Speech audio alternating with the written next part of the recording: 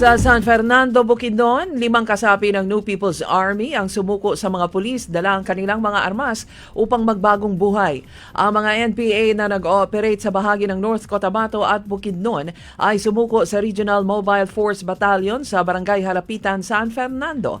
Kabilang sa kanilang area of operation ay ang San Fernando, Quezon, Maramag sa Bukidnon at Carmen, Banisilan, Arakan, President Roxas at kalapit na mga lugar sa North Cotabato. Sa Davao City, prioridad ngayong taon ng city government ang flood mitigation program. Kaya't bumili ito ng heavy-duty vacuum jetting truck.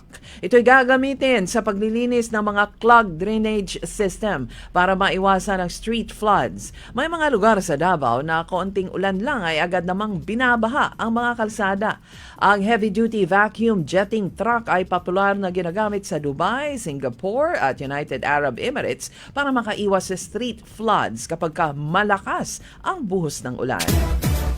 Sa Mawab, Davao de Oro, sinimulan na ng local government unit ang Business One-Stop Shop o BOSS 2026. Ang one-time processing ng business permits renewal at pagtanggap ng mga bagong aplikante at mga aplikasyon. Ayon naman kay Mayor Mayril Apit, ito ay tinatawag na File, Pay, and Claim program na naglalayong mapabilis ang transaksyon.